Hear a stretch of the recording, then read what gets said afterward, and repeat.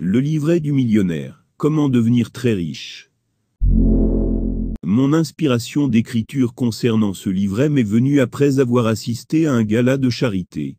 C'était un dimanche soir, où une centaine de personnes étaient conviées à dîner sachant très bien qu'une demande de dons allait être effectuée.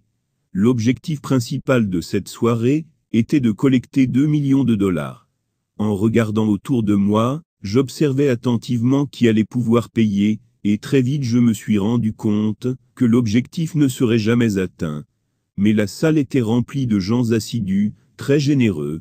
Certains avaient déjà donné une grande partie de leur fortune, d'autres avaient même fait un emprunt à la banque, et beaucoup avaient consacré de leur temps. Certains même avaient combiné les trois. Je peux certifier que chaque personne aurait voulu aller au-delà de ses possibilités financières, mais malheureusement elles étaient fauchées.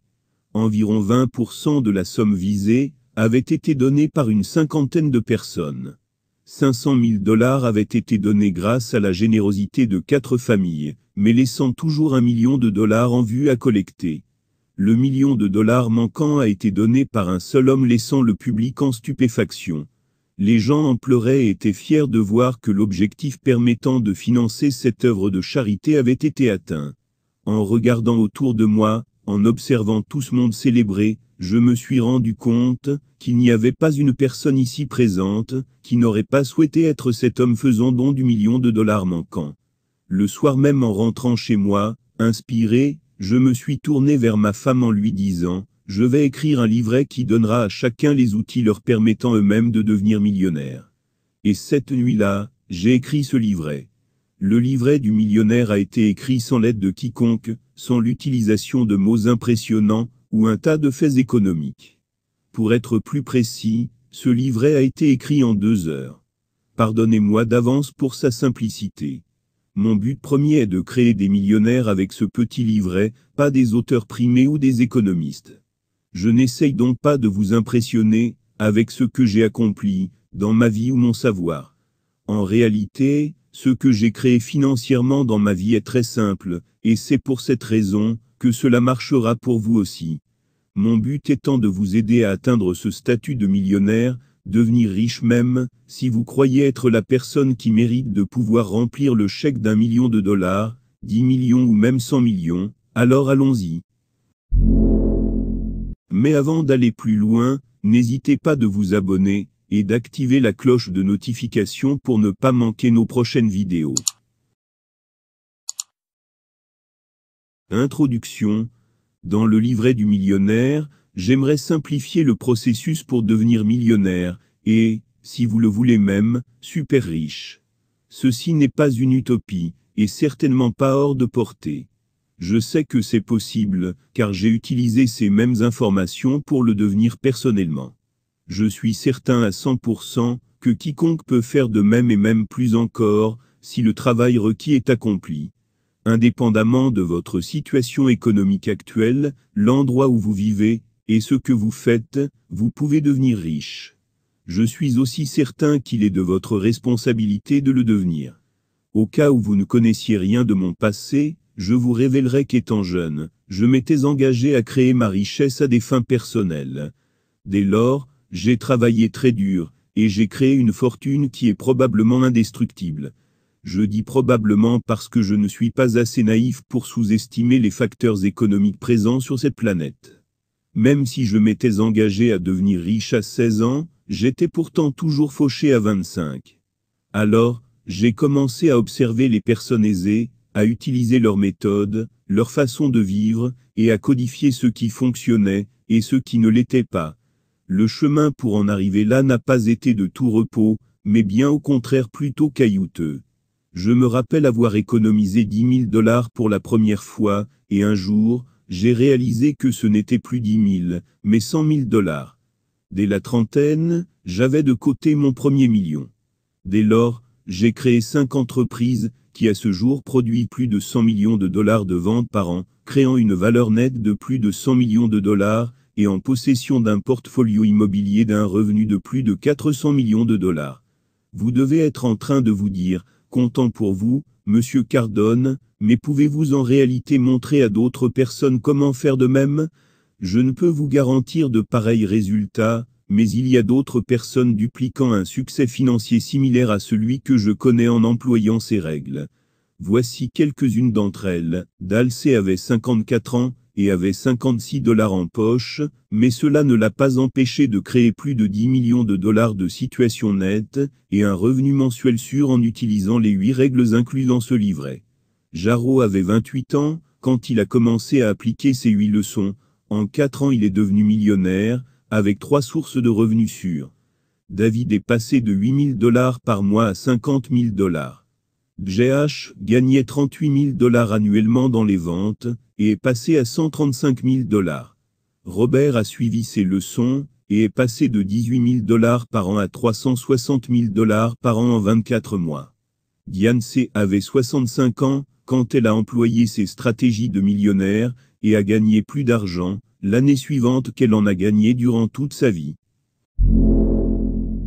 Chapitre 1. Devenir riche n'est pas une utopie. Comment devenir millionnaire, multimillionnaire, ou même hectamillionnaire n'est pas une matière enseignée ni dans les écoles ni dans les universités. En fait, notre société désapprouve l'idée d'entendre une personne ayant pour but de devenir riche. Certains protestent même contre ceux qui ont créé l'indépendance financière. C'est drôle de voir que les écoles enseignent la lecture, l'écriture, les maths, l'histoire, la géographie et comment passer un examen, mais n'abordent jamais le sujet de l'argent. L'obtention d'une grande richesse semble être un sujet réservé à l'imagination, aux films et aux jeux. La majorité de la population pense que devenir millionnaire n'est réservé qu'aux personnes chanceuses, aux chefs d'entreprise, aux chercheurs d'or, aux gagnants de loterie, aux athlètes, aux rappeurs et inventeurs. Mais ce n'est pas vrai. Les millionnaires et les super riches viennent de toutes conditions sociales. Pour être plus juste, et permettre de démystifier l'un des mythes, je vous dirais que 4 millionnaires sur 5 travaillent aujourd'hui pour quelqu'un d'autre. La raison pour laquelle la plupart des personnes ne deviennent jamais riches, c'est parce qu'elles ne considèrent jamais cela comme une possibilité. Elles sont convaincues par l'intermédiaire de leurs proches de simplement être satisfaites par leur situation financière. L'autre raison montre que les personnes en règle générale ne comprennent pas les principes financiers. Très peu d'entre elles savent comment obtenir de l'argent, encore moins de personnes savent le garder, et presque aucune ne sait le multiplier. Regardez juste autour de vous et vous verrez partout des signes de ce phénomène. Même dans l'un des pays les plus riches du monde, les États-Unis d'Amérique, 67% de la population vit au jour le jour, environ 50% n'ont aucune étrenne mise de côté pour leur retraite et 47% n'ont pas $400 en poche en cas d'urgence. Si ces statistiques étaient vraies pour un pays pauvre, ce serait une chose, mais on considère les États-Unis d'Amérique comme étant un pays riche. Très peu de personnes savent comment obtenir de l'argent, encore moins de personnes savent le garder, et presque aucune ne sait le multiplier. Allumez la télévision, ou allez sur Internet, et vous y trouverez des conseils financiers ridicules à l'infini. Des experts financiers donnent des astuces d'épargne en affirmant que votre course à la richesse est de trouver le prix le plus bas sur tel ou tel produit, ou de mettre plus d'air dans vos pneus, pour économiser de l'essence.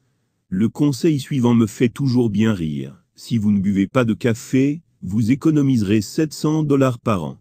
Vous pouvez économiser $700 par an pendant les 50 prochaines années, et vous ne serez pas riche, vous serez juste vieux. Un autre expert prêche que l'endettement financier est une mauvaise chose, et qu'en évitant cela, vous serez d'une façon ou d'une autre libre financièrement. N'empruntez jamais de l'argent dans n'importe quelle circonstance, promeut le précédent conseiller, qui est lui-même fauché. Il néglige qu'en réalité, tous les riches ont utilisé l'endettement financier pour multiplier leur fortune. Zappez les chaînes de télévision, et vous y découvrirez de belles publicités vous donnant comme argument de confier votre argent aux financiers de Wall Street qui, plus intelligents que vous, investiront dans des actions, des obligations et des instruments financiers qu'ils ne peuvent même pas expliquer. Demandez des conseils financiers à vos parents, et ils vous décriront leur passé. Décrochez un bon travail, achetez une maison, épargnez pour votre retraite, soyez reconnaissant de ce que vous avez, car la majorité ne peuvent pas dire de même, et priez que tout se passe bien. Je n'ai jamais voulu avoir juste assez, car pour être franc, j'ai toujours voulu être riche. Même si prier est une chose en laquelle je crois fortement, je ne m'attends pas à ce que Dieu s'occupe de mes finances, et je ne veux certainement pas laisser cela hors contrôle. À un très jeune âge, j'ai pu remarquer que les personnes qui prenaient des décisions, et qui avaient l'embarras du choix, semblaient être des personnes possédant de l'argent. Je tenais à être l'un d'entre eux. Je ne voulais pas avoir de l'argent pour simplement en avoir, mais pour posséder ce pouvoir d'avoir le choix. À l'âge de 8 ans, une de mes premières expériences avec l'argent fut dans une épicerie. J'avais 25 centimes en poche à dépenser. J'étais enthousiaste, étourdi et je me suis senti puissant. Je marchais en direction de l'épicerie avec mon frère, câlinant ma pièce quand je l'ai fait tomber, et a glissé dans un trou. Je me suis mis à quatre pattes pour seulement découvrir que mes bras étaient trop courts pour récupérer la pièce. Je me suis relevé trempé, sale, fâché et sur le point de pleurer. Je me rappelle de ce moment en rentrant à la maison, et racontant à mon père comment j'avais perdu ma pièce.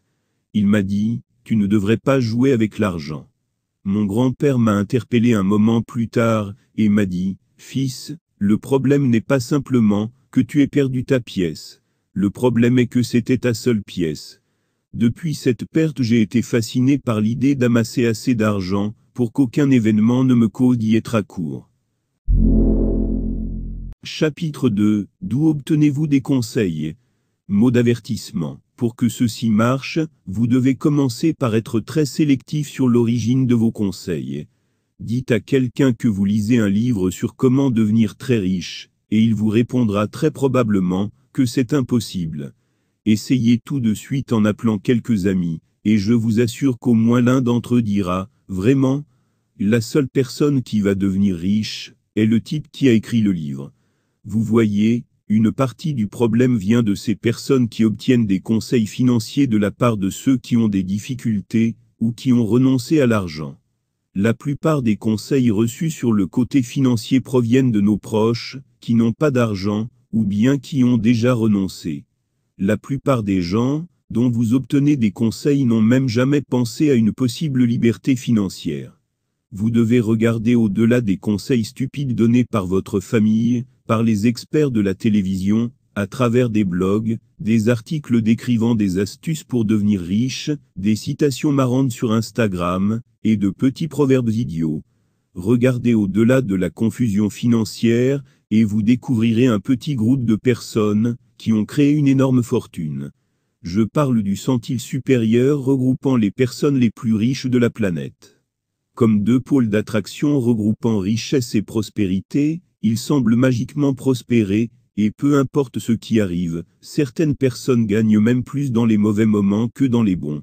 Ces personnes sont celles que vous devez étudier, et sur lesquelles vous devez prendre exemple, pour gagner votre propre liberté financière.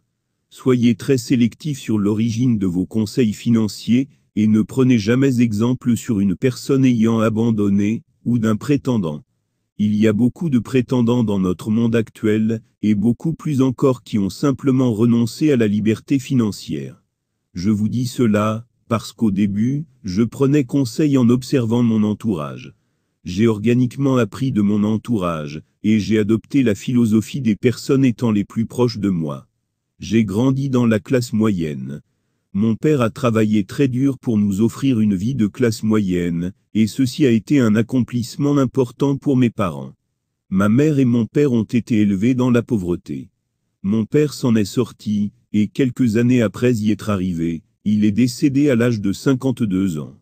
Ne prenez jamais exemple sur une personne ayant abandonné, ou d'un prétendant.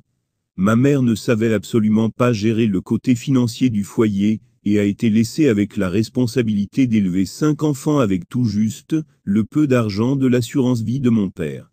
Ma mère avait peur, elle était même débordée. Chaque jour, elle était sur la défensive en essayant de comprendre comment joindre les deux bouts. Je me suis senti impuissant. Je ne pouvais pas l'aider, enfin je croyais. Les formules répétitives de ma mère étaient « Ne gaspille rien, éteins les lumières, utilise seulement de quoi tu as besoin, épargne tout et sois reconnaissant ».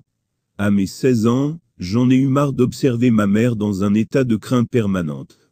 Un jour je lui ai dit, je vais devenir si riche un jour que je ne me soucierai plus du côté financier. Quand je le deviendrai, j'aiderai un très grand nombre de personnes. Ma mère pensait que j'étais devenu un petit morveux, mais je ne l'étais pas. Je n'étais pas reconnaissant, parce que je détestais notre façon de vivre au quotidien, et par conséquent j'ai passé les 40 dernières années essayant de changer ma situation financière, et celle des autres. Devenir riche est un sujet tabou dans notre société. Sortez et dites à quelqu'un, je vais devenir très riche, et il pensera que vous êtes fou. Dans un premier temps, devenez riche pour ensuite dire ouvertement aux gens, je suis riche, et la société vous étiquettera comme une personne avide, gloutonne, élitiste. Au contraire, si vous leur dites que vous êtes pauvre, ils vous montreront de la sympathie, mais dès lors que vous dites que vous êtes riche, ils vous mépriseront. En réalité, devenir riche, même très riche, ne devrait pas être tabou, cela devrait être votre cri de guerre. L'année dernière, j'ai aidé à amasser plus de 100 millions de dollars pour les œuvres caritatives. Je me rappelle du temps où je ne pouvais même pas vous prêter $1, j'étais complètement fauché. Devenir riche n'est pas seulement possible, c'est essentiel pour votre survie et votre capacité d'aider ceux que vous aimez. Nous vivons dans un monde économique. Chaque jour, chacun d'entre nous est confronté à des exigences financières, et à certaines limites, de vos courses faites au supermarché pour vous nourrir, au financement de votre vieillesse en passant, par le bien-être de vos enfants et vos parents, tout en pensant aux éventuels risques inattendus. Devenir riche, même très riche, ne devrait pas être tabou, cela devrait être votre cri de guerre. Le sujet financier est toujours très mal compris. Qu'est-ce que l'argent? D'où vient-il? Qui décide de sa valeur? Que pouvons-nous juger de suffisant? Comment investir? Ai-je assez pour investir? La plupart des personnes ne savent même pas ce qu'elles paient comme impôt. La plupart des gens ont de côté plus d'argent à l'âge de 10 ans qu'à la sortie de l'université. C'est fou, quand vous y pensez. Comment un enfant qui ne connaît rien à l'argent peut avoir plus d'épargne qu'un adulte diplômé? En vérité, la majeure partie d'entre nous avons une connaissance erronée de l'argent, la faute à notre éducation. Quand vous êtes élevé dans la classe moyenne ou pauvre, vous héritez des croyances de ces personnes-là. Vous pensez exactement comme eux et cela vous bloque pour en sortir. Les sujets de la finance et l'économie ne sont pas aussi compliqués que les sujets étudiés dans les écoles, les universités, comme le prétendent les économistes, ou bien les chaînes financières. L'argent, l'économie et l'amas de la liberté financière sont en réalité très simples. Par exemple, une personne vous disant que l'argent ne fait pas le bonheur, est une personne qui n'a jamais possédé une somme d'argent importante, dont il est impossible pour elle de savoir, si oui ou non, elle est plus heureuse sans. Cette idée vient de ceux qui essayent de comprendre la raison de leur manque d'argent. Les gens le justifient et cherchent à comprendre leur situation. Par exemple, ma mère coupait des coupons de réduction, comme si sa vie en dépendait. Elle passait son temps à justifier ses faits et gestes. Je me souviens quand elle m'a rendu visite à Beverly Hills longtemps après avoir réussi financièrement. Nous avons fait les courses ensemble, et je lui ai dit, « Maman, prends 6 artichauts. » Elle a dit dans son accent du Sud, « Oh mon Dieu, mon fils, je peux les acheter pour $1 de moins à la maison. » Je lui ai dit, « Maman, prends en une douzaine, puisque je ne peux pas être ruiné comme autrefois. » Ceux qui sont élevés dans la classe moyenne et pauvre, héritent des croyances de ces personnes-là. Vous voyez, ma mère était toujours bloquée mentalement par ses croyances venant de classe pauvre et de classe moyenne, longtemps même après l'arrêt de ses difficultés financières. Les gens agissent ainsi, ils défendent ce qu'ils ont fait pour survivre, et se retrouvent coincés dans cette condition de pauvreté. Maintenant, revenons au sujet, pour savoir si l'argent fait le bonheur ou non. Je peux vous assurer qu'il ne vous rendra pas heureux, mais ne vous rendra pas malheureux. J'ai été heureux et malheureux. J'ai été fauché, et j'ai été très riche. Ces deux éléments n'ont rien à voir l'un avec l'autre et quiconque parlant de cela, dans la même conversation est quelqu'un justifiant le fait qu'il n'ait pas d'argent.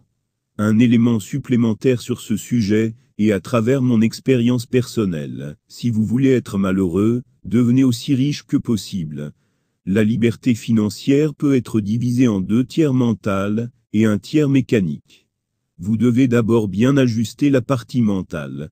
Ce que je veux dire par là est que vous devez probablement abandonner vos opinions, vos idées, et y compris de nombreuses croyances, avec lesquelles vous avez été élevé. Par exemple, devenir riche est surtout un jeu offensif, et non défensif, comme ma mère m'a enseigné auparavant. Prendre des risques aujourd'hui est la façon d'éliminer le risque, mais vous devez prendre des risques au bon moment. Le conseil de votre père était de toujours jouer défensif sur le côté financier. Pour devenir riche, vous devez apprendre à être sur l'offensive la plupart du temps, et non pas sur la défensive. La richesse n'a pas d'âge ou de sexe, et ne se soucie pas de votre passé. La richesse ne montre aucune sympathie, et n'a aucun sentiment. Elle n'écoute aucun Dieu. Il n'y a aucun âge, ni trop jeune ni trop vieux. N'importe qui peut jouer le jeu, mais vous devez jouer ce jeu-là de façon offensive. Si vous voulez être malheureux, devenez aussi riche que possible. Pour gagner à ce jeu financier, vous devez être sur le terrain comme un attaquant en toute première ligne. Plus tard, et lorsque vous aurez grimpé plusieurs échelons dans ce jeu financier, vous pourrez alors jouer plus en défense. Si vous voulez devenir riche, vous ne pouvez pas rester sur la défensive, ou être un spectateur, et vous devez avoir une stratégie. Ceci étant dit, il n'a jamais été aussi facile de devenir riche qu'il ne l'est aujourd'hui, et cela n'a jamais été plus important. Juste l'année dernière, 500 000 ménages américains sont devenus millionnaires. Êtes-vous prêt à devenir riche? Je suis une de ces personnes qui a compris comment créer sa fortune. Je suis devenu millionnaire des centaines de fois. Je suis en train de vous dire cela pour vous inspirer, et que donc vous pouvez également le faire. La fortune que j'ai créée n'a pas été réalisée grâce à mon éducation, je l'ai même gaspillée. Ce n'est pas grâce à mes relations, je les ai toutes détruites. Et ce n'est pas non plus la chance. Je n'ai jamais été chanceux. Je n'ai pas non plus participé à l'entrée en bourse d'une société ni créé une quelconque invention ou quelconque application fantaisiste. Vous tenez entre vos mains des informations qui vous montreront comment créer et accumuler des millions de dollars, même des centaines de millions de dollars. Je vous dirais que ce livret peut faire de vous un milliardaire, mais je ne l'ai pas encore fait, donc je ferai seulement des allégations sur ce que j'ai réalisé personnellement et réalisé pour autrui. Je vous demande seulement de faire 3 choses. 1. Gardez ce livret bien précieusement, jusqu'à ce que vous deveniez millionnaire. 2. Partagez-le avec un ami. 3. Lorsque vous serez devenu riche, aidez d'autres personnes à faire de même. Devenir riche est surtout un jeu offensif et non défensif. Chapitre 3, Étape 1, la décision du millionnaire. Comme je l'ai dit précédemment, la plus grande erreur est de penser que devenir millionnaire est impossible. Les gens pensent que cela n'arrivera jamais. Donc la première chose à faire est de prendre la décision de devenir millionnaire, multimillionnaire ou milliardaire si vous le souhaitez. Vous devez prendre cette décision pour ensuite la renforcer à plusieurs reprises. Prenez cette résolution immédiatement et dites-vous, je vais devenir très, très riche. Je ne vous jugerai pas négativement pour avoir pris cette décision. Quand vous dites à quelqu'un qui a créé une fortune que vous voulez devenir riche, il ne froncera pas les sourcils et ne vous jugera pas négativement, il vous tapotera dans le dos et dira quelque chose tel que « Très bien, vous pouvez le faire » et « En réalité, vous devriez. » Prenez une résolution immédiate. Je vais devenir très, très riche. Ceux qui ont créé une fortune savent que la création de liberté financière est une aventure qui en vaut la peine. Est-ce accessible à tous? Gardez en tête que plus de 80% de tous les millionnaires d'aujourd'hui sont autodidactes, ceux qu'on appelle première génération, signifiant qu'ils ont créé leurs millions sans hériter d'argent. Maintenant, avant que cette petite voix automatique vous répète pour la 1e fois, « Je ne veux pas être riche » ou « Je veux juste assez pour être heureux », vous devriez comprendre 2 points. 1. Devenir riche ne dépend pas seulement de vous. 2. En vous limitant financièrement, vous limitez vos capacités. La plupart d'entre nous sommes convaincus de ne devoir se contenter que de produits de première nécessité, des vêtements, une maison, un moyen de transport, des vacances, peut-être un poste de cadre supérieur, et un peu d'argent en banque. Ceci est appelé la classe moyenne. La classe moyenne regroupe ceux qui se contentent du minimum, plutôt que de se battre pour atteindre la prospérité. La classe moyenne vit de compromis, et c'est finalement égoïste. Quand vous mettez en péril vos finances, vous devenez incapable d'aider d'autres personnes, car vous luttez déjà pour vous occuper de vous personnellement. L'autre partie est la constante invalidation de vous-même.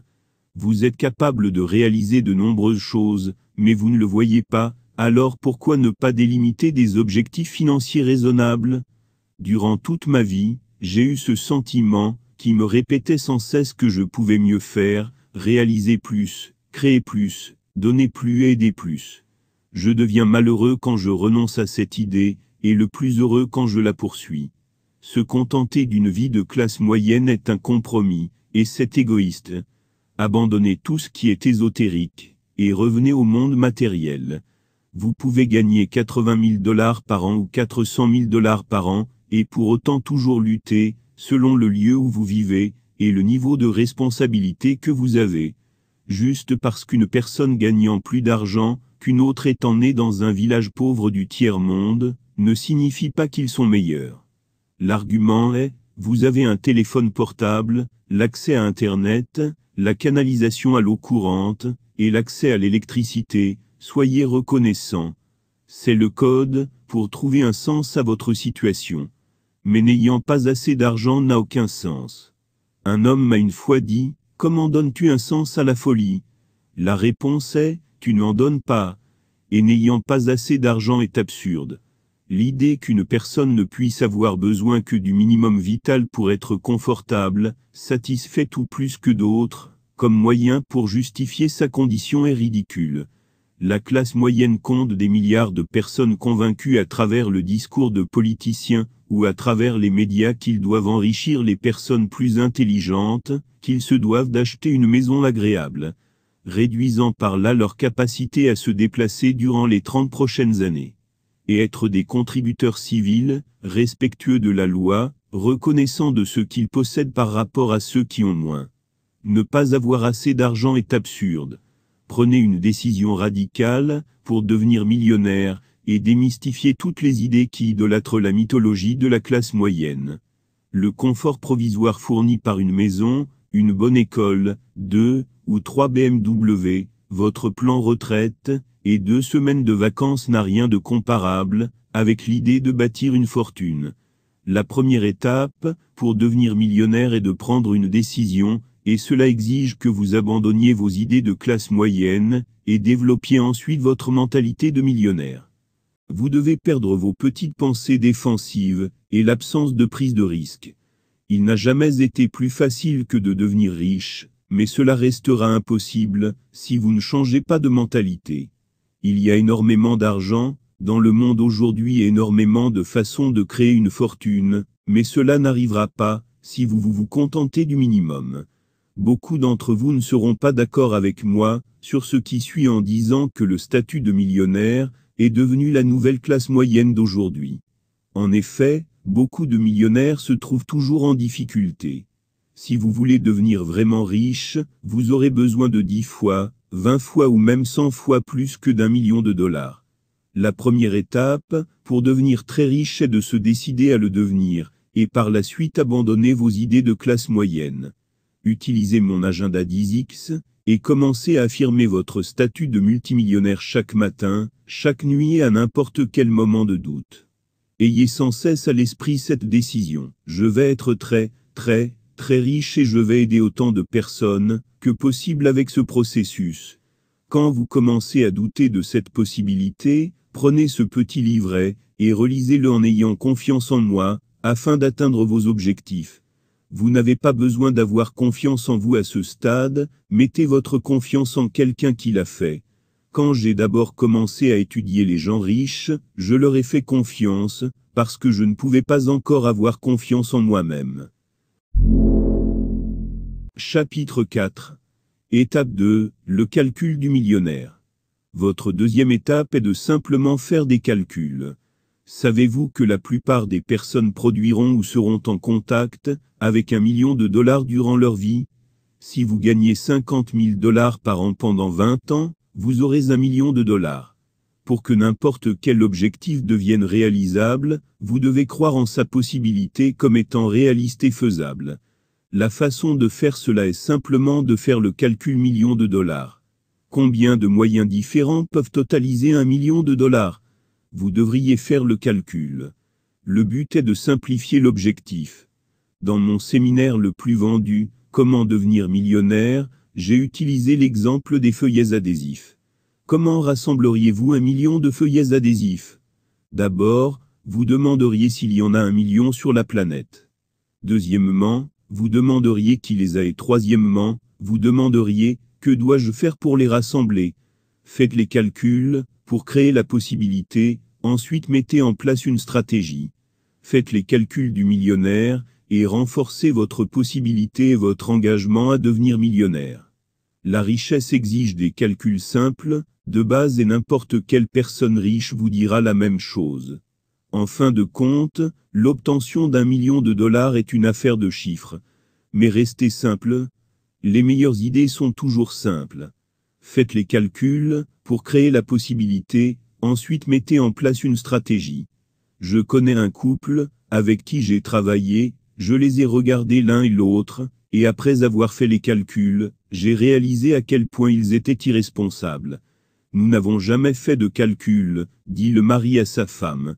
La femme répond, il y a tant de façons d'en arriver là. Ils pouvaient finalement se rendre compte de ce qu'ils auraient dû faire. Faites les calculs du millionnaire. Restez simple. La stratégie viendra après. Voici quelques façons pour arriver à $1 million. Salaire de $50 000 fois 20 ans. Salaire de $100 000 fois 10 ans. Salaire de $250 000 fois 4 ans. Gagner $114 par heure, chaque heure de l'année. 5000 personnes achètent un produit de $200. 2000 personnes achètent un produit de $500. 10 000 personnes achètent un produit de $100. 1000 personnes achètent un produit de $1000. 5000 personnes payent $17 par mois pendant 12 mois. 2000 personnes payent $42 par mois pendant 12 mois. 1000 personnes payent $83 par mois pendant 12 mois. 500 personnes payent $167 par mois pendant 12 mois. 300 personnes payent $278 par mois pendant 12 mois. Ou faites les 10 dernières solutions de cette liste, et vous gagneriez 10 millions dans un an. Chapitre 5. Étape 3. Augmenter le revenu. Une fois que vous avez fait ces calculs, et que vous avez compris qu'il est possible de devenir très riche, vous aurez besoin d'augmenter vos sources de revenus. Au début, vous définissez simplement de nouvelles cibles de revenus, et vous faites ensuite tout ce qu'il faut pour augmenter votre revenu, d'abord en palier, et ensuite plus tard en montée. À 25 ans, quand j'avais des difficultés à gagner $3000 par mois, j'ai arrêté de me plaindre, et d'agir comme un bébé, et je me suis engagé à augmenter mes revenus. La première cible que je me suis fixée, était de simplement faire $3000 supplémentaires par mois. J'ai fait les calculs, et cela correspondait à $750 par semaine, $100 par jour ou $10 de plus par heure, c'est devenu réel. Je n'ai pas changé d'emploi même, si je n'aimais pas ce travail. Je l'ai utilisé, parce que je devais apprendre à augmenter mon revenu. Le premier mois, j'ai atteint ma cible, et l'ai même dépassée, puisque j'ai gagné plus de $7000 pour la première fois de ma vie. En parvenant à tenir cette allure, je pouvais prétendre à gagner près de $84 000 par an. J'ai continué à me concentrer sur la simplicité, et dans les 12 premiers mois, j'ai gagné environ $100 000. Pas mal pour une personne de 26 ans. J'étais très excité, et j'ai compris l'importance des paliers et des augmentations de revenus validant confiance en soi, et possibilité d'atteindre les objectifs. Quand vous arrêtez de vous plaindre au sujet de l'argent, et commencez à prendre la responsabilité d'augmenter votre revenu, c'est étonnant ce qui peut vous arriver, et à quelle rapidité cela peut arriver. L'argent semble circuler autour de ceux qui lui donnent le plus d'attention, et qui en assument la responsabilité. L'argent n'est jamais venu à moi quand je m'en plaignais. Remarquez que les gens qui se plaignent sur l'argent sont ceux qui sont fauchés. L'argent semble circuler autour de ceux qui lui donnent le plus d'attention, et qui en assument la responsabilité. Si vous êtes en poste dans la vente, vous savez ce que vous devez faire à présent. Vendez plus. Si vous n'êtes pas dans les ventes, cherchez d'autres moyens d'augmenter votre revenu. Ne dites pas que vous ne pouvez pas, c'est un mensonge, quelqu'un peut créer du revenu. Cherchez les choses que vous ne voulez plus et vendez-les. Ne vous souciez pas sur le faible prix de vente, vendez-les quand même, et vous saurez que vous pouvez augmenter votre revenu. Tout ce que vous ne pouvez pas vendre, donnez-les à une œuvre de bienfaisance, caritative, et prenez une déduction fiscale. Le crédit d'impôt instantané est en réalité un revenu dans l'ordre inverse, je vous expliquerai ce calcul dans un autre livre, en plus détaillé, sur la constitution d'une fortune. Quand vous n'avez rien d'autre à vendre, allez chez votre frère ou la maison de votre sœur, et prenez toutes les choses qu'ils ne veulent plus, et vendez-les en ligne pour augmenter votre revenu. Vous pouvez aussi obtenir un deuxième emploi, en tant que serveur, masseur, babysitter, garde pour animaux, enseigner une langue, chauffeur pour Uber, ou la mendicité. Une fois, une famille demandait de la conseiller sur la gestion de leur business, et ce en raison des difficultés financières qu'elle rencontrait. Je leur ai proposé de commencer par vendre certains de leurs biens personnels. Le mari a dit, « Ces idées sont indignes de nous. » Je lui ai rappelé, « Ce qui est indigne pour vous est de vivre au jour le jour, et de ne jamais prospérer. » Le fauché gémit, pleure, a une boule à l'estomac, tandis que les riches assument leurs responsabilités. Si vous voulez vous enrichir, vous devez arrêter de vous plaindre, de pleurer, de trouver des excuses, et vous devez laisser tomber les choses qui ne vous rapportent pas. Quoi qu'il en coûte, vous allez créer de la prospérité. Les plaintes et les gémissements n'augmenteront pas votre revenu. Engagez-vous à créer de la richesse, être éthique durant votre parcours, et à faire tout ce qu'il faut jusqu'à ce que vous réalisiez vos objectifs. Soyons réalistes, être fauché est immoral. Quand vous vous engagez, vous trouverez un moyen, et cela ne signifie jamais que vous devez être immoraux. Envoyez des références à mon entreprise, et je vous payerai. Pour chaque entreprise que vous m'envoyez concernant le programme en ligne Cardone University, vous serez rémunéré $500 à la signature du contrat. Envoyez-moi une entreprise par semaine, et je vous payerai $26 000 par an. Envoyez-moi 3 entreprises par semaine, et je vous payerai $78 000 par an. Quand vous atteindrez $50 000, je vous payerai $78 000 en bonus de référence. Je viens de réduire le temps qu'il vous faudra pour obtenir votre premier $1 million en seulement 8 années, alors que normalement il vous en aurait fallu 20. Faites les calculs. Je vous ai épargné plus de 12 ans. Est-ce que cela est indigne de vous? Le fauché se plaint et gémit, tandis que les riches assument leurs responsabilités. Il y a tant de façons d'augmenter vos revenus aujourd'hui. En partant des ventes sur Internet grâce à l'écriture d'articles de blog de chez vous directement, mettre en page les œuvres écrites par d'autres, sortir un podcast, créer un programme de parrainage, rejoindre de grandes entreprises spécialisées dans le marketing.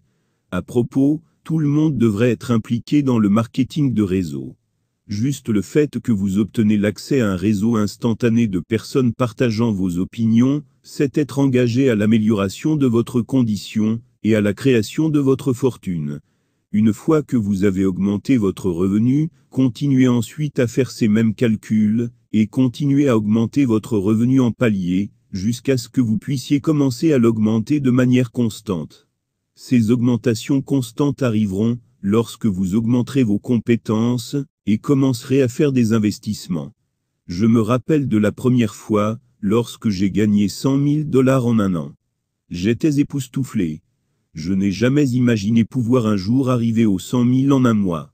Ceux-ci sont des constantes, et elles augmentent votre potentiel et votre confiance en vos capacités. Je me rappelle la première fois, lorsque j'ai gagné 100 000 en un mois, ma confiance est montée en flèche. J'ai continué à développer mes compétences, à faire ces calculs, à augmenter mon revenu, jusqu'au jour où j'ai gagné 100 000 en une journée, et plus tard en une heure. J'ai dû me préparer à ceci en travaillant par paliers, jusqu'à ce que cela soit devenu quelque chose de réel pour moi. Et peu importe à quel point une personne essaie de vous dire de penser simple et grandir riche, il est essentiel d'obtenir une croissance progressive de votre revenu afin de progresser. Mais bien évidemment, personne ne devient riche sans revenu croissant en premier lieu.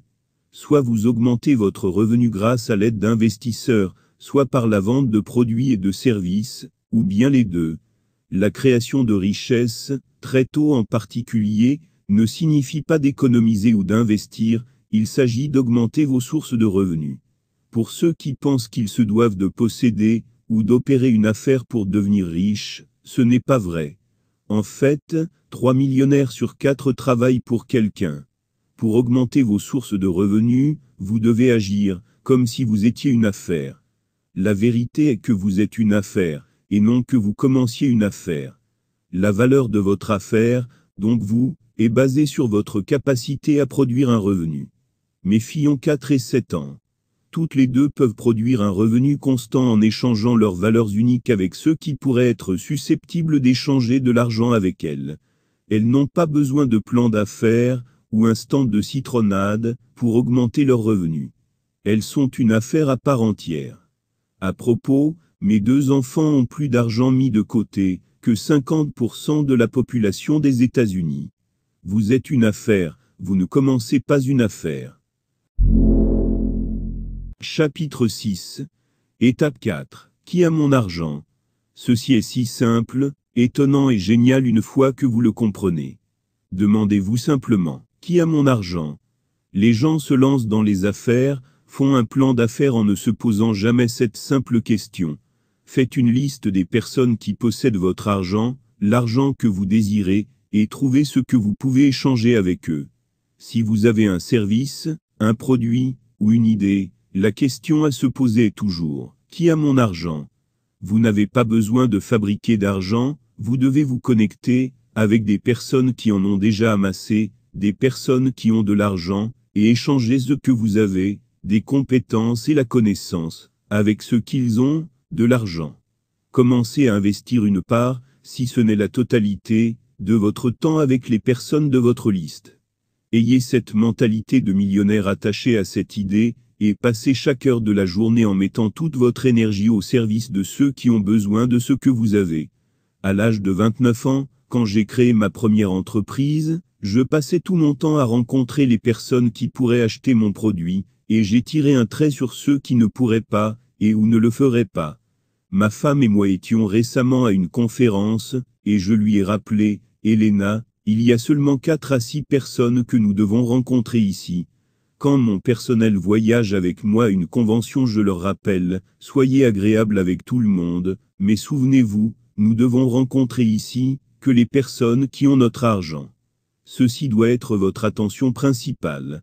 Si vous ne faites pas ceci, vous manquerez des occasions, et perdrez du temps, avec les gens qui ne peuvent pas acheter, et qui n'investiront pas dans vos idées. Je parle comme un homme méchant, égoïste, et avide, n'est-ce pas? Eh bien, personne ne m'appelle ainsi, quand la facture arrive lors d'un dîner, et que je la prends à ma charge. Personne ne pense que je suis égoïste quand certaines personnes ont besoin d'un prêt, et que je suis le seul présent pour les aider, car j'ai du liquide. Quand vous voulez commencer une nouvelle affaire à mes côtés, et que je fournis le financement, vous serez heureux de voir que je suis pointu sur mes finances. Ceci est juste un simple fait, difficile, froid, mais permettant la création de richesses, gardez une trace sur cet argent. Comme ils le disent, si vous passez votre temps, avec des personnes qui ne peuvent pas payer, vous finirez exactement comme eux. Qui a mon argent est l'un des concepts les plus puissants permettant la création de fortune et de temps. Si vous passez votre temps, avec les personnes qui ne peuvent pas payer, vous finirez comme étant quelqu'un qui ne peut pas payer. Ceci étant dit, plus les personnes que vous aidez sont nombreuses, plus vous aurez d'argent. Si vous voulez faire $1 milliard, aidez simplement 1 milliard de personnes. Les personnes qui ont le plus besoin d'aide sur cette planète n'ont pas beaucoup d'argent. Donc ils auront besoin de vous qui avez l'argent, pour inventer des solutions afin de les aider. trouvez un moyen d'aider 1 milliard de personnes, et vous finirez probablement avec plus d'1 milliard de dollars. Et vous terminerez avec plus que de l'argent, vous terminerez avec une vraie richesse, des amis, un support, l'amour, un héritage et une admiration mondiale. Mais soyons clairs, vous n'allez pas aider 1 milliard de personnes sans argent, ou sans avoir trouvé une personne qui le fait. Demandez-vous qui a mon argent. Et continuez ainsi, jusqu'à ce que vous obteniez des réponses. Une fois que vous vous engagez entièrement à ce concept, l'argent suivra comme par magie. Si vous êtes une de ces personnes qui n'aiment pas parler aux gens, parce que vous êtes quelqu'un d'introverti ou timide, débarrassez-vous de ces caractères. Rappelez-vous que vous n'aimez pas vivre avec le strict nécessaire, et que vous n'aimez pas non plus être fauché. Quand vos objectifs sont assez grands, vous arrêterez de vous mentir, et de trouver des excuses. Vous n'allez pas devenir riche en restant enfermé dans votre placard, garage, ou salon. Cela n'arrivera pas. Le garage de chaque milliardaire s'est rempli de richesses, quand ils ont finalement quitté leur garage, pour vendre leur idée, invention ou leurs produits. Quand vos objectifs sont assez grands, vous arrêterez de vous mentir, et de trouver des excuses. Sur mon chemin allant du statut de fauché à 5 millions de dollars déposés en banque, tout à quoi je me suis concentré était, qui a mon argent? J'ai voyagé 300 jours par an pendant plus de 6 ans frappant aux portes d'acheteurs potentiels et investisseurs détaillant mon projet d'affaires. J'ai fourni un service, et ils me l'ont échangé avec leur argent. J'en ai détesté chaque moment. Ce n'était pas quelque chose que je voulais faire, que j'aimais faire, et j'ai dû me forcer au quotidien pour le faire. J'ai fait des milliers de réunions gratuites à travers les États-Unis et le Canada, voyageant à mes propres frais pour me faire connaître et trouver des opportunités, pour arriver face à des acheteurs potentiels, dans l'espoir de pouvoir gagner de l'argent pour ainsi vendre mon produit, et augmenter mon revenu. Le milliardaire Mark Cuban a dit, « La chose la plus importante que vous devez apprendre dans le milieu des affaires est la vente. La vente devient simple, quand on se pose la question suivante. Qui a mon argent ? Une fois que vous vous engagez à vous poser cette question, vous aurez envie d'apprendre comment maîtriser la vente, et je peux vous aider à travers cardonuniversity.com. Pour le moment, faites une liste des personnes adéquates, et faites-vous connaître. Si vous manquez d'argent, c'est parce que vous investissez votre temps avec les mauvaises personnes, et ne vous posez pas la question, de qui a mon argent ?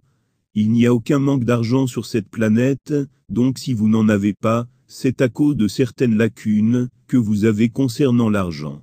Le temps investi sur qui a mon argent aboutira toujours à de l'argent. Si vous arrivez face à ceux qui ont de l'argent, et que vous revenez sans rien en poche, vous devez me retrouver sur cardonuniversity.com, et je vous aiderai à résoudre ces problèmes. Mais d'abord, demandez-vous, qui a mon argent ? Chapitre 7.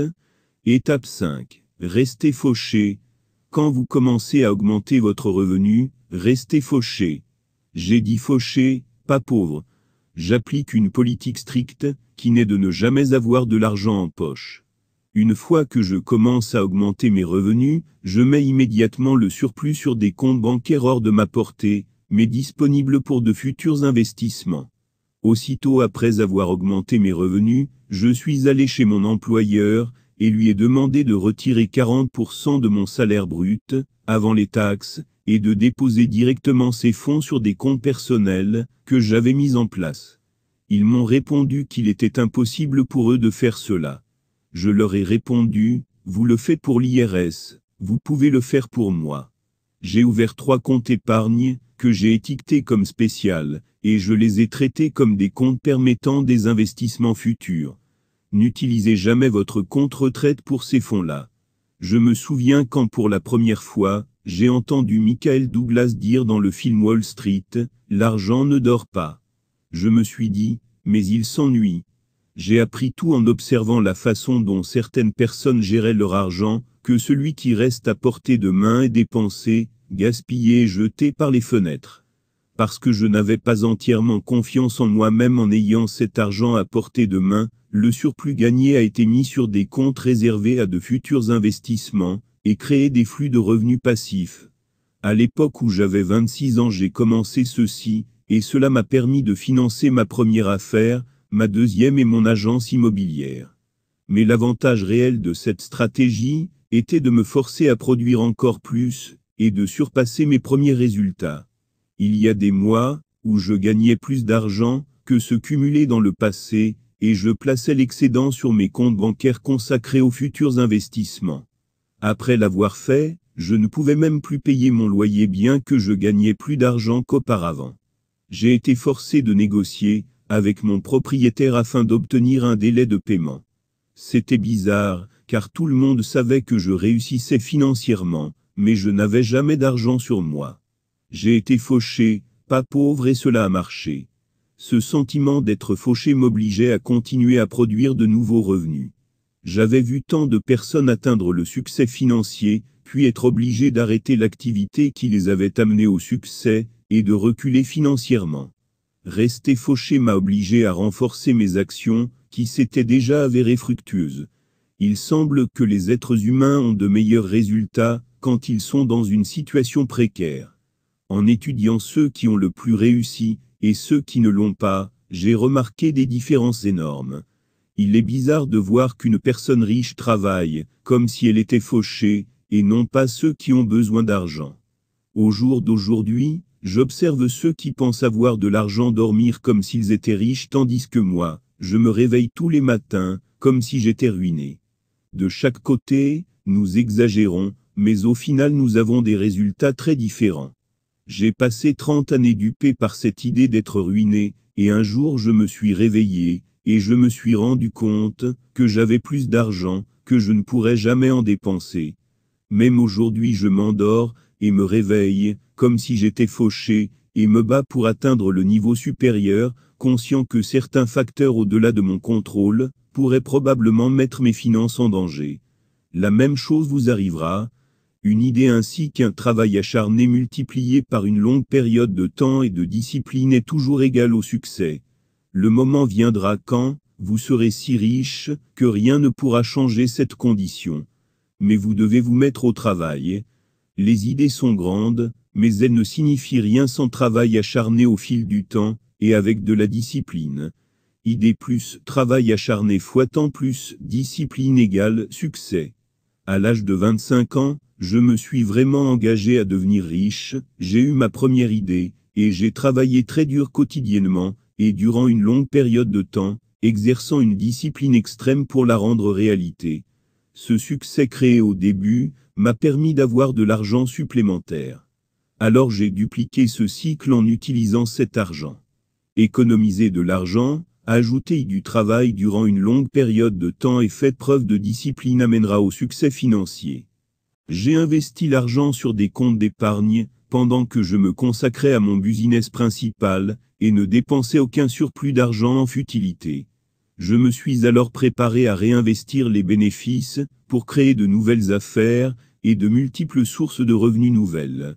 De 25 à 51 ans, pas d'alcool, fêtes, voiture de luxe, seulement une montre, et presque pas de vacances. Sans savoir ce que ma deuxième affaire pouvait être, ou même dans quoi j'investirais, j'ai continué à me préparer pour le jour où je me développerais. Rester fauché, pas pauvre, vous donne la possibilité d'une liberté financière dans l'avenir. Ou plus poétiquement, les sacrifices d'aujourd'hui payeront demain. Un homme m'a récemment demandé « Pourquoi travaillez-vous toujours si dur ?»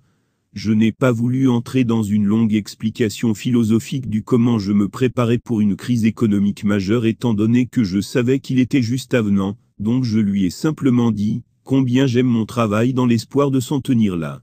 Alors il a commencé à dire des choses stupides comme « On vit qu'une seule fois tu sais » et à enchaîner avec « Je ne te vois plus jamais en boîte de nuit ». Lassé et lui tapant sur l'épaule, j'ai répondu « Tu ne me vois jamais en boîte, et je ne te vois jamais à la banque. Les sacrifices d'aujourd'hui payeront demain. » Chapitre 8. Étape 6. Épargner pour investir, n'épargnez pas pour épargner. Investir de l'argent est la solution qui vous permettra de devenir très riche. La seule raison qui vous permettra d'épargner de l'argent est d'un jour investir cet argent. J'ai été élevé croyant que l'on devait épargner de l'argent en cas d'urgence, pour ma retraite. Tous ces livres que j'ai pu lire à propos de personnes riches qui épargnaient pour investir, et non seulement économiser.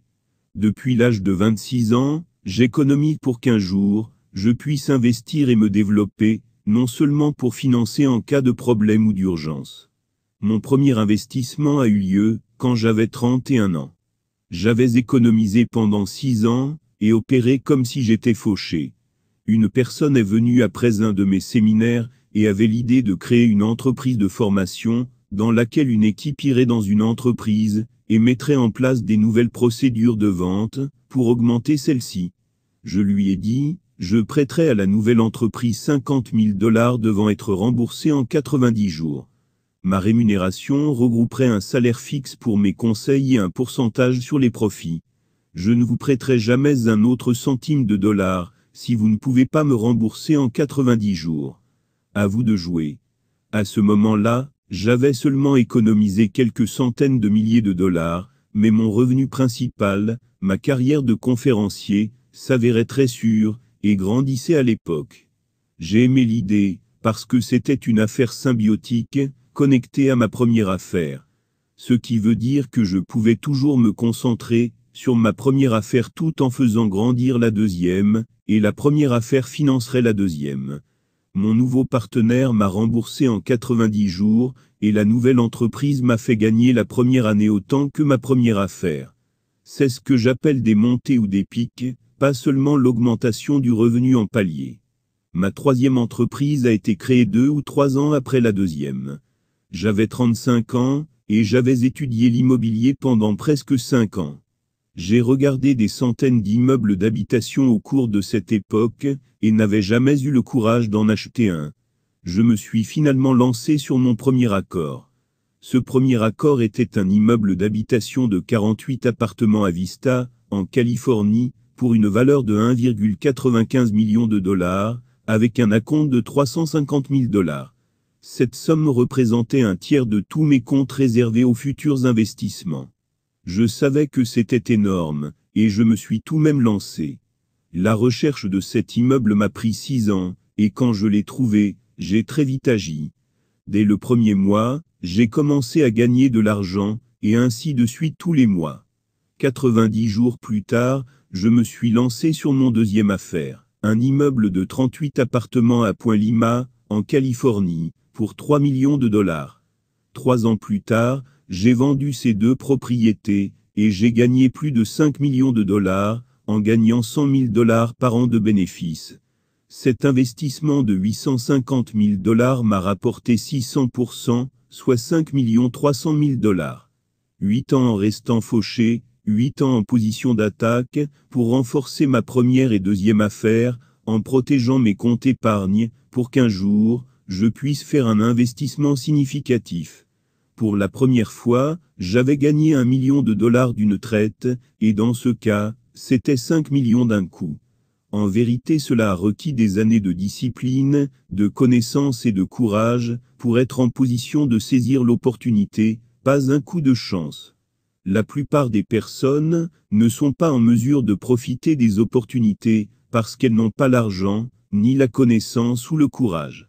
Les gens ne créent jamais la richesse, parce qu'ils n'investissent jamais assez dans un accord, pour obtenir une grande récompense. Les créateurs d'une richesse significative misent gros, jamais petit. Pour faire cela, vous devez avoir des surplus d'argent et de confiance. Quand vous savez que c'est la bonne chose à faire, agissez en vitesse. La vitesse est le pouvoir. Par conséquent, vous allez vider les comptes épargne que vous avez souscrits. Durant ce temps, vous devez avoir la pleine confiance en votre investissement et en vos sources de revenus précédents pour que, si l'investissement prend plus de temps pour un retour sur investissement ou même échoue, vous pouvez toujours compter sur vos sources précédentes de revenus. Parfois je passais des années sans investir dans une nouvelle affaire et me concentrais simplement sur le renforcement de mes entreprises actuelles. Je ne parie jamais d'argent, je l'investis, et je veux des chaussures. Cela signifie que je dois savoir ce que je fais, et l'investissement devrait aller de soi. Je fais littéralement chaque calcul de scénario catastrophique possible, et si je peux toujours gagner de l'argent, je mise tout.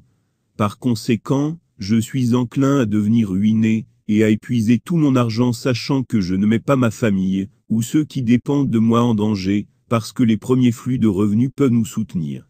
Les gens ne créent jamais la richesse, parce qu'ils n'investissent jamais assez dans un accord, pour obtenir une grande récompense. L'année dernière, au lieu d'acheter plus d'immeubles, j'ai investi dans un Diet, un Gulfstream 200. Le marché immobilier a été à ce moment excessivement cher, et je ne pouvais pas trouver un sens dans un achat supplémentaire, par rapport à mes calculs. Je suis redevenu fauché en payant le nouveau Diet, ce qui m'a forcé à continuer à me battre. J'ai justifié l'achat, par le fait que je pourrais me rendre chez plus de clients, et cela m'aiderait à développer mes affaires. N'importe qui vous dira qu'un Diet est un investissement insensé. Demandez à n'importe quel comptable, et ils vous diront que c'est un investissement épouvantable. Mais aucun d'entre eux ne peut en acheter un. Demandez à quelqu'un qui possède un Diet, et il vous dira, rien dans l'achat d'un Diet n'a de sens financièrement, jusqu'à ce que vous compreniez la valeur du temps. J'ai payé le Diet la première année, parce qu'il m'a permis de me rendre chez des clients potentiels dans un laps de temps plus court, et je continue à répéter la formule d'augmentation du revenu. Économiser pour investir, augmenter en palier et monter me préparant à des investissements futurs. Rien dans l'achat d'un Diet n'a de sens financièrement, jusqu'à ce que vous compreniez la valeur du temps. Chapitre 9. Étape 7. Plusieurs sources de revenus. Les pauvres essayent de remplacer les sources de revenus, tandis que les gens riches essayent d'ajouter d'autres sources. La création de flux multiples de revenus est le Saint Graal, pour créer la liberté financière, et la vraie richesse. À 25 ans, je me plaignais du peu d'argent que je gagnais. Aujourd'hui, j'ai plus de 50 sources de revenus de 5 entreprises différentes excluant une poignée d'actions et de fonds communs de placement que je méprise. Certains de ces flux proviennent de ma toute première affaire et opèrent toujours. Certains sont petits, d'autres plus grands. Tous les flux exigent des niveaux différents d'attention. Certains exigent une énergie énorme, et d'autres sont des flux beaucoup plus passifs. Je les estime tous, et je ne me plains jamais d'aucun d'entre eux. Se plaindre sur votre situation financière ne générera jamais plus d'argent. L'erreur la plus commune commise par les gens est de créer des flux multiples de revenus, et de s'éloigner de leur premier flux. La seconde erreur la plus commune est de se focaliser vers les flux secondaires, qui ne sont pas semblables aux premiers, et ensuite être incapable de donner aux deux une attention appropriée. En créant votre deuxième flux de revenus, assurez-vous d'y connecter quelque chose de parallèle ou symbiotique à votre premier flux, et n'abandonnez jamais le premier flux. Par exemple, si vous travaillez dans une entreprise, et gagnez un salaire, restez dans l'amélioration de ce que vous faites pour cette entreprise, et cherchez des façons de créer un deuxième flux parallèle à ce que vous faites déjà. Faites-le dans l'entreprise où vous travaillez pendant le temps de travail. Se plaindre sur votre situation financière ne vous fera jamais gagner plus d'argent. La plupart des personnes commencent un deuxième flux à l'extérieur de leur travail, sont excitées par cela, commencent à ignorer le premier, et finissent ensuite un flux. Et ensuite le deuxième vers lequel ils se sont déplacés, est plus faible que le premier ne l'a jamais été. Quand vous ajoutez un deuxième flux, engagez-vous à ne jamais ignorer le premier. Si vous rejoignez une entreprise de marketing de réseau, utilisez-la pour augmenter votre premier flux, des deux façons, jusqu'à ce que vous puissiez un jour ne jamais le manquer ou trouver quelqu'un d'autre pour le gérer pour vous. Faites en sorte que les flux marchent dans les deux sens. Mais aussi que votre nouveau réseau de personnes connaissant la première entreprise où vous travaillez, et vos sources de revenus, renforce les flux de ces deux sources. Robert est un salarié qui crée des vidéos dans mon entreprise. Il gagnait 45 000 $ par an avec mon département Internet. Il a suivi mon conseil, et a créé une deuxième source de revenus dans la vente et le gain de commission lui a apporté la somme de 90 000 $ par an. Alors, il a ajouté un troisième flux en créant des revenus publicitaires pour grandecardone-tv.com, et gagne une somme supplémentaire de 45 000 $ par an. J'appelle cela des flux parallèles ou symbiotiques, parce qu'ils sont complémentaires, avec ce qu'il fait déjà. Il n'a pas cherché un autre travail à l'extérieur de l'entreprise, il a compris comment créer deux flux en occupant le même poste pendant la même période de temps, et utilise son temps libre pour son développement personnel, pour continuer à être plus brillant, plus rapide et plus confiant dans ses capacités, afin de continuer à s'étendre.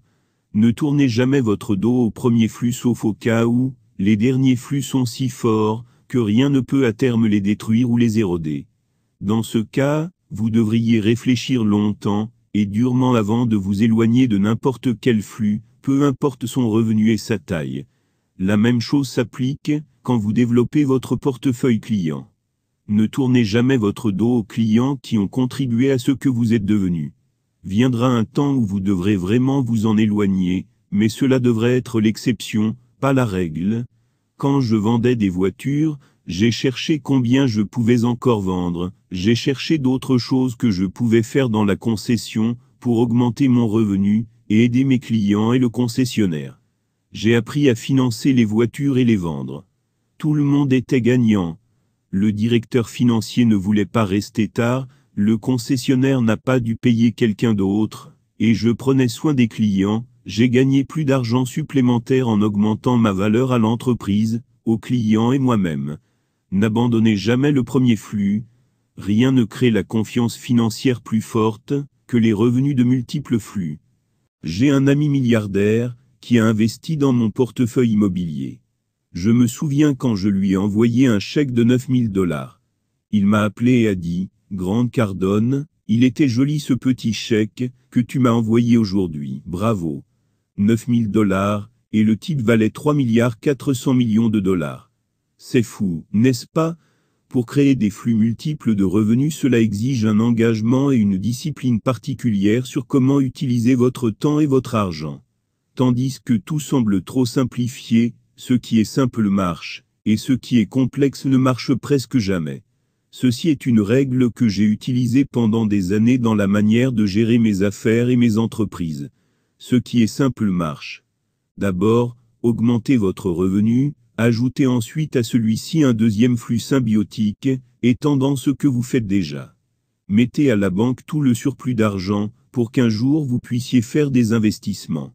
Vous devez connaître en quoi vous investissez jusqu'à ce que ce ne soit plus un jeu de paris ou un risque, mais une chose sûre.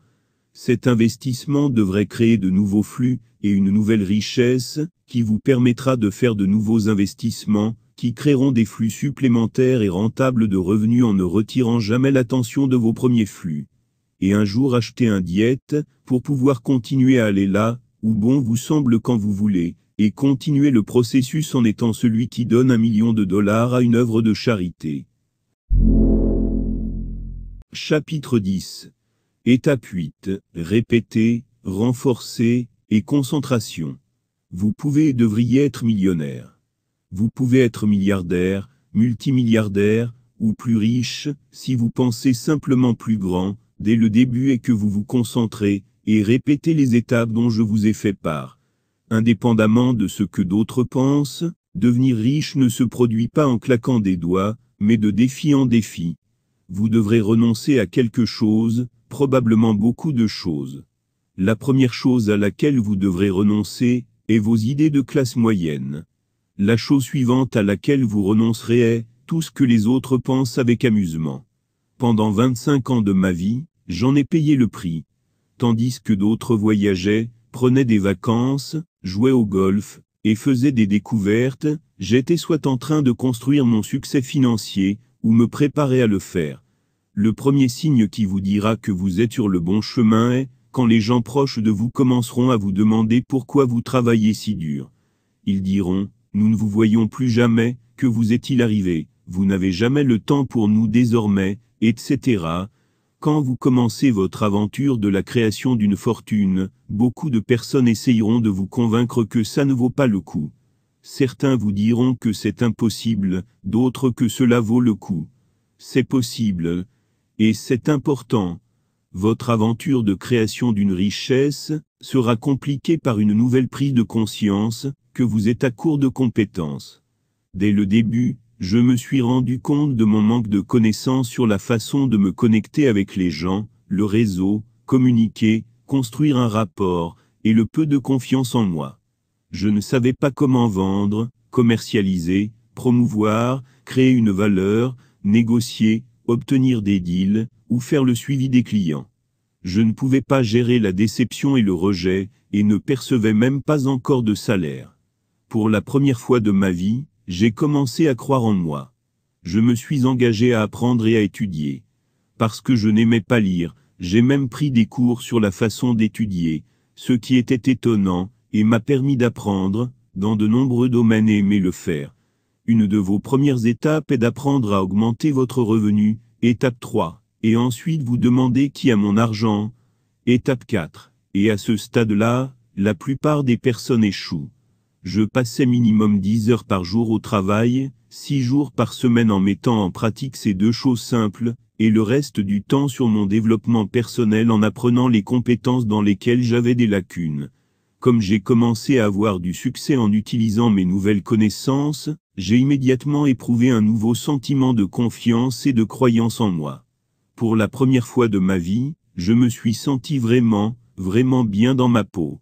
Je me sentais de plus en plus confiant en mes capacités, et suis devenu même plus engagé au succès. Mon entourage est devenu plus critique sur ce domaine, où je me concentrais le plus. Ceci vous arrivera, et vous devez être prêt à cela. Vous êtes le seul qui a changé, attendez-vous à cela, parce que quand vous changez vous pouvez être une menace pour les autres.